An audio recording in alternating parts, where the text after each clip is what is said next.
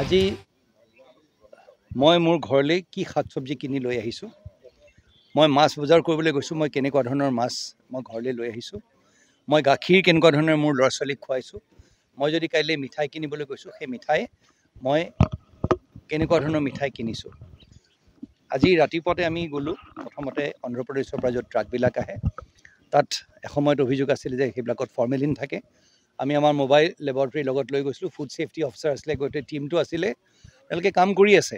আৰু তাত ধৰি লওক আমি ফৰ্মেলিন পোৱা নাই, কিন্তু মাছৰ ক্ষেত্ৰতো আমি সজাগ আৰু সচেতন হ'বলগীয়া এটা ডাঙৰ কথাটো হৈছে কি, য'ত আমাৰ মাছৰ উৎপাদন হয়, অসমৰ বহু ঠাইৰ পৰা আমাৰ মাছ আহে, অকল অন্ধ্ৰপ্ৰদেশৰ পৰাই নহয়।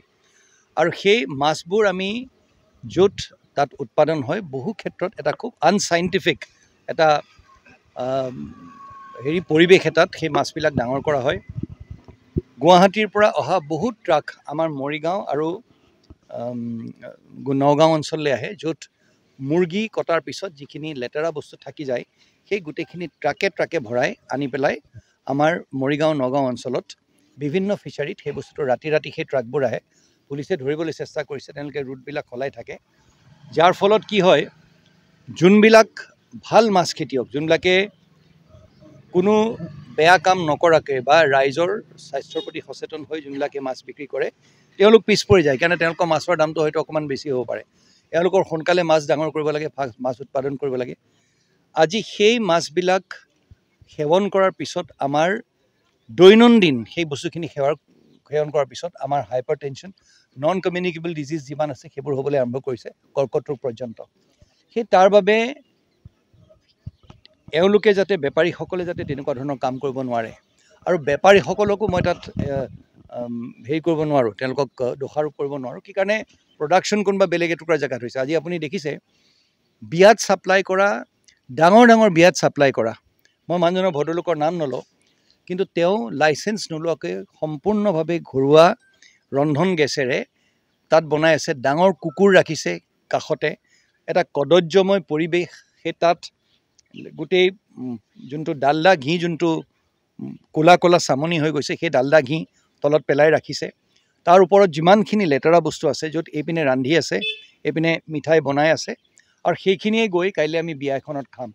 মানে আমি যেতিয়া বিয়া এখনলৈ যাওঁ, এজন মানুহে নিজৰ ল'ৰা বা ছোৱালীক কিমান আশাৰে বিয়া পাতে, আৰু সেই কণ্ট্ৰেক্ট লোৱা মানুহবিলাকে কেনেকুৱা ধৰণৰ চেলেড আমাক পৰিৱেশন কৰে, ক'ৰ পৰা সেই বস্তুখিনি আহে, আমি সজাগ আৰু সচেতন হোৱাটো প্ৰয়োজন। আৰু প্ৰশাসন সেইটোৰ প্ৰতি এটা কটকটীয়া ব্যৱস্থা কৰাটো প্ৰয়োজন, কমচে কম চেষ্টা কৰাটো প্ৰয়োজন। আজি সেই চেষ্টা আগবঢ়োৱা হৈছে। আজি টীমটো লগত লৈ পেলাই আমি তাৰপিছত চব্জি বজাৰলৈ গৈছোঁ। চব্জি বজাৰত গৈ ফুলকবি আমি দেখিছোঁ। ফুলকবি চব্জি বজাৰৰ ছেক্ৰেটাৰী ডাঙৰীয়াই নিজেই কৈছে যে যোনটো 3 মাহ লাগে, সেইটো এমাহৰ ভিতৰত ডাঙৰ কৰি দিয়ে। তেওঁ নিজে এটা ফুলকবি দাঙি পেলাই দেখুৱাইছে।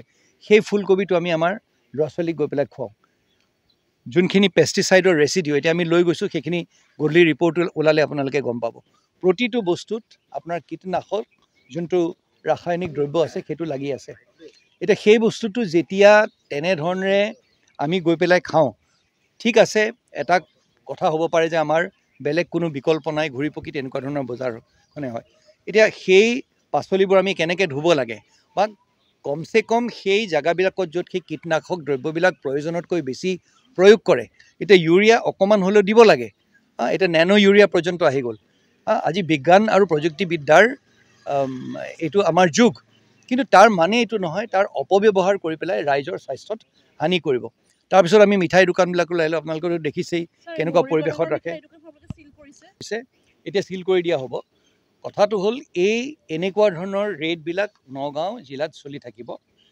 মই এটা কথা ক'ব বিচাৰোঁ, ৰাইজে সেৱন কৰা যোনবোৰ বস্তু যোনে বিক্ৰী কৰে, সেই তেওঁলোকে যদি এনেধৰণৰ বস্তু বিক্ৰী কৰে, যোনবোৰ বস্তু ৰাইজৰ স্বাস্থ্যৰ বাবে হানিকাৰক হয়, বিধিগত ব্যৱস্থা তেওঁলোকৰ বিৰুদ্ধে লোৱা হ'ব।